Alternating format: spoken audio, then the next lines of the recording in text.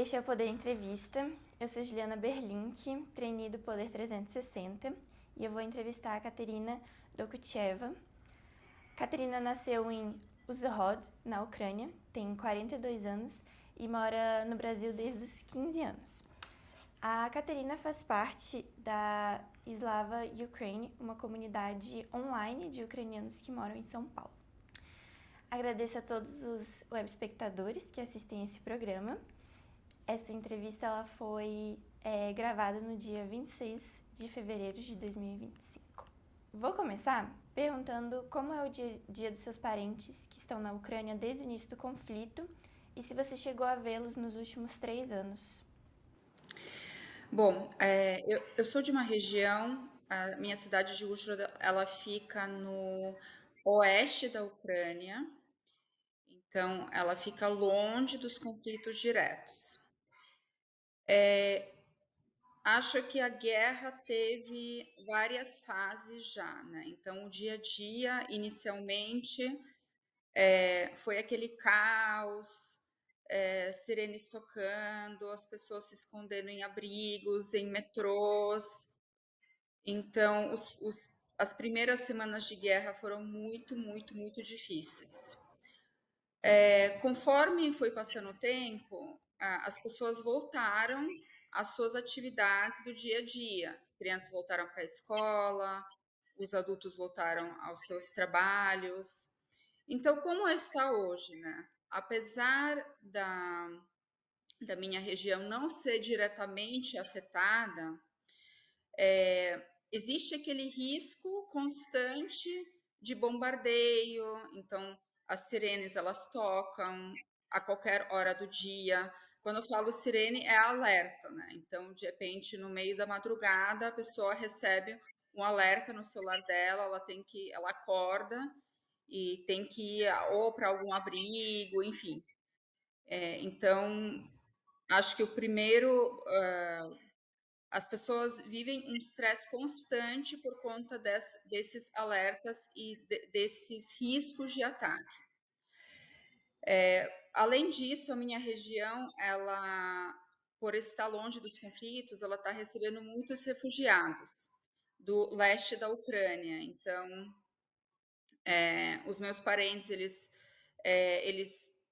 as comunidades, elas se juntam para ajudar esses refugiados também. Então, indiretamente, digamos, todos estão participando, diretamente e indiretamente, todos estão participando de alguma forma da guerra, né? Afetados pela guerra. Fora isso, a vida segue, as pessoas vão trabalhar, estudar, muitos estabelecimentos são fechados ainda, principalmente noturnos, porque se considera que não é um momento de festa, já que estamos em guerra. Então, bares, baladas, casas noturnas, elas são fechadas. Mas durante o dia, atividades normais, só quando toca a sirene que tudo fecha. Então, supermercado fecha, tudo fecha no momento que tem o que a gente chama de alerta aéreo. E você chegou a vê-los nos últimos 3 anos, ou eles chegaram a vir ao Brasil, ou desde então, desde que iniciou a guerra, você não chegou a vê-los pessoalmente? Na verdade, não. A última vez que eu fui para a Ucrânia foi em 2021. É, eu não cheguei aí depois, mas eu tenho expectativa, inclusive, de visitá-los este ano, se tudo der certo. Tirando meus pais, meus primos, meus tios, amigos, todos estão lá e, obviamente, estou com muita saudade, também preocupada, de não ver, principalmente meus parentes mais idosos, né? Então, eu gostaria de poder vê-los o quanto antes. E diante dessa situação, gostaria de saber qual a sua avaliação sobre o trabalho do governo do Zelensky e dos países aliados para tentar encerrar essa guerra. Bom, acho que o Zelensky, para mim e para muitos, foi uma grande surpresa. Por que eu digo isso? Porque ele não tem muito histórico político, né? Ele era ator, acho que as pessoas conhecem um pouco do histórico dele. Então, quando começou a guerra, nós ficamos muito na dúvida o que o Zelensky ia fazer, por não ter muita experiência, né, no mundo político, principalmente governar com uma guerra é um desafio muito grande. Então, acho que nós nos surpreendemos positivamente por ele não só ter ficado, né, mas também por ele ter assumido essa posição de que vai defender o país, alinhado com o que o povo ucraniano quer e acredita. Eu acho que ele tem um papel muito importante como líder.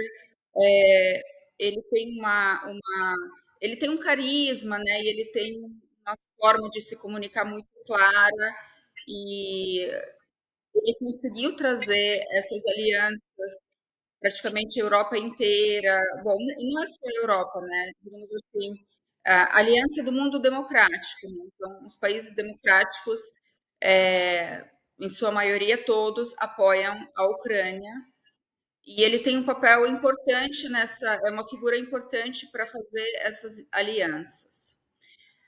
Quanto aos países que apoiam, olha, nós somos muito gratos por todos que apoiam a Ucrânia de alguma forma, porém, eu acredito que a gente não tem uma ajuda suficiente, digamos assim, para ganhar essa guerra. Então, quando a gente fala em bilhões, né, que recebemos em armas, né, é importante para a gente se defender, sem dúvida, só que já passamos do marco, né, de 3 anos de guerra essa semana. Então, na minha visão, a postura dos aliados deveria ser mais forte para encerrar esse conflito o quanto antes. Mais dura contra o governo russo, né, contra o governo do Putin. E morando no Brasil há tanto tempo, você vê o governo atual como simpático à causa ucraniana na guerra? Olha, essa é uma pergunta difícil. Mas honestamente, não vejo. O Brasil ele se posiciona, para começar, o Brasil se posiciona neutro diante este conflito. Por viver tantos anos no Brasil, por estudar a história brasileira, me formei aqui no Brasil. Eu sei que historicamente o Brasil ele se posiciona dessa forma, foi assim também nas guerras mundiais.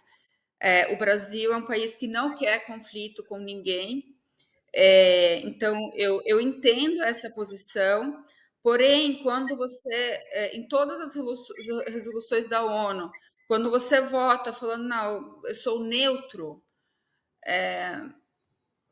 qual a interpretação? Ucrânia e a Rússia estão na mesma posição, ou tanto faz para mim o que o povo ucraniano tá passando. Então, por si só, a posição neutra, ela já demonstra que não existe uma compreensão ou clara ou uma empatia ao sofrimento, né, que o povo ucraniano está passando. Acho que está muito claro que a Ucrânia ela, não procurou essa guerra. Na verdade, a Ucrânia é um país que não é um país que inicia guerra, não é um país imperialista. O povo ucraniano não faz parte, né, da história da Ucrânia. Se a gente for olhar a história da Ucrânia, a gente vê que o Kiev, né, que é a capital, a gente tem história desde o século V, do povo ucraniano. Então, não é um povo que imperialista, que invade outras terras, muito pelo contrário. É um povo que sempre foi invadido, inclusive muitas vezes pela Rússia. Essa não é a primeira invasão, foram muitas durante milênios, digamos assim, bom, séculos. Então, existe claramente um agressor, que é o governo russo, e uma vítima, que é o governo ucraniano, né, que é a Ucrânia, o povo ucraniano, certo? Você se posicionar como neutro, não sinto apoio nessa posição. Só que digo mais, eu acho que a postura do governo brasileiro parece ser mais pró-russa do que pró-ucraniana. Por que eu digo isso? Os representantes russos, o Sergei Lavrov, por exemplo, ano passado, se não me engano, veio mais de uma vez. O presidente Lula foi convidado pelo próprio presidente Zelensky mais de uma vez visitar a Ucrânia. Ele nunca aceitou esse convite. E sempre que a gente ouve em viagens, ele pretende ir para a Rússia, mas não para a Ucrânia. Então, eu vejo a postura do Brasil muito mais alinhada à Rússia do que à Ucrânia, infelizmente. Eu sei que tem a questão dos BRICS, e muitos falam isso, mas eu acho que os nossos princípios, os nossos valores, eles têm que estar acima dos interesses comerciais. Então, se posicionar contra a invasão russa, a favor da resistência ucraniana, condenar essa invasão, acho que é o mínimo que eu esperava do governo brasileiro, e a gente não tem visto isso. Por fim, nossa última pergunta do dia. Devido às circunstâncias atuais, você vê a guerra da Ucrânia se aproximando a um fim? Olha, é o que todos nós queremos desde o primeiro dia de guerra. Se alguém falasse para mim em 24 de fevereiro de 2022 que a guerra ia durar 3 anos, eu não ia acreditar nisso. Então, todos nós acordamos esperando que essa guerra tenha o fim, e é o que eu espero todos os dias. Porém, olhando a situação como ela está, infelizmente, eu não consigo, de uma forma prática e objetiva, ver este fim do conflito.